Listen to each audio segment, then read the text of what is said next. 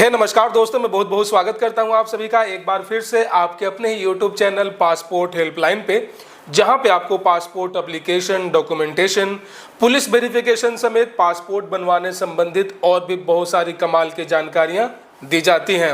और दोस्तों, आज के इस वीडियो में हम बात करने वाले हैं कि ऐसे टॉपिक पे जिसको लेकर मुझे बहुत सारे कमेंट्स देखने को मिलते हैं। स्पेशली ये कमेंट्स उन पेरेंट्स का है जिनके बच्चे हैं जो भी माइनर हैं, या फिर वैसे माइनर स्टूडेंट्स जो कि अभी अंडर 18 एज के हैं, आम भाषा में कहें कि अभी नाबालिग हैं, तो इनका पासपोर्ट कौन से कैटेगरी का बनेगा। दोस्तों, जैसा कि आप सभी जानते हैं, पासपोर्ट जो है दो कैटेगरी का होता है। एक होता है ECR, मतलब कि इमिग्रेशन चेक रिक्वायर, और एक होता है नॉन ECR या फिर ECNR, जिसमें होता है इमिग्रेशन चेक नॉट रिक्वायर्ड। ठीक है, ज़्यादा अंतर नहीं होता है, बस थोड़ा सा अंतर ये होता है कि वैसे लोग जो कि गल्फ़ कंट्रीज़ में एज ए जॉब पर्पज़ के लिए जाना चाहते हैं, तो उनको थोड़ा सा यहाँ पे बेनिफिट हो जाता है ECNR पासपोर्ट के ऊपर। इसके अलावा यहाँ पे और कोई भी जो है डिफरेंस वाली बात यहाँ पे नहीं होती है।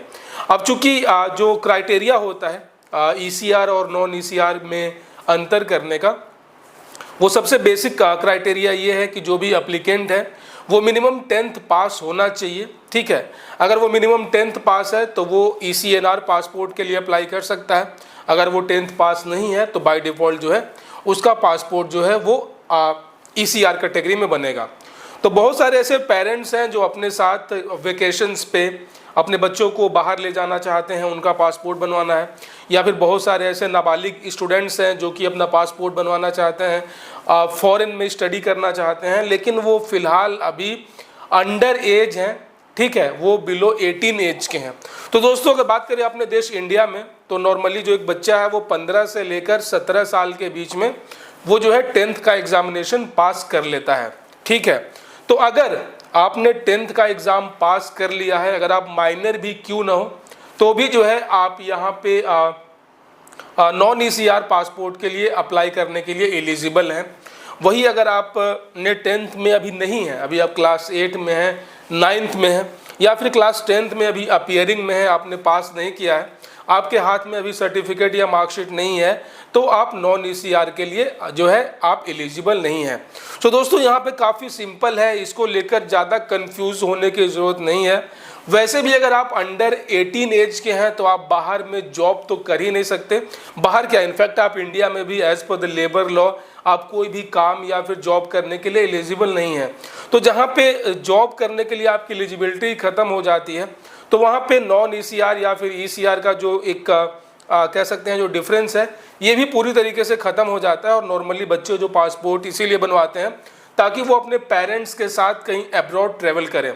ठीक है, तो जो भी आपके वीज़ा लगेंगे वो आपके पेरेंट्स के साथ में ही लगेंगे, तो यहाँ पे आपका कोई अलग से जो है इमिग्रेशन नहीं होता है। अब चूँकि अगर कोई माइनर है तो माइनर से किसी प्रकार का कोई भी इंटरव्यू या एयरपोर्ट पे इमिग्रेशन वगैरह नहीं की जाती है, केवल आपके पेरेंट्स का ही वीज़ा और उसके ऊपर जो है इमिग्रेशन का उनका जो है इंटरव्यू वगैरह किया जाता है।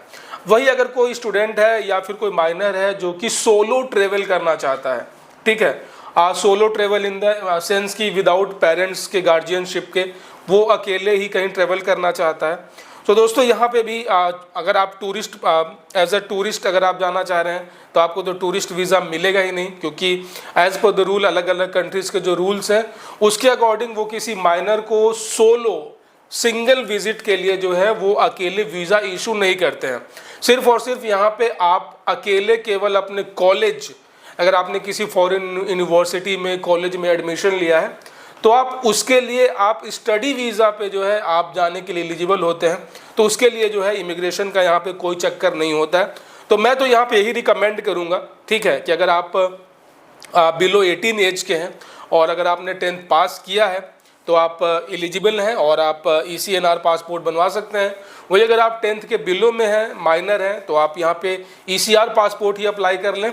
आपको फ्यूचर में किसी प्रकार का कोई भी प्रॉब्लम जो है वो सामना नहीं करना पड़ेगा, और बाद में आफ्टर 10 ईयर्स जब आपका पासपोर्ट एक्सपायर होने वाला होगा तो आप बहुत ही आसानी से जो है आप अपने पासपोर्ट का जो है जब आप रिन्यूअल कराने जाएंगे उस वक्त जो है आप अपने 10th का मार्कशीट वहाँ पे देकर आप उसे ECR टू ECNR पासपोर्ट में कन्वर्ट कर सकते हैं।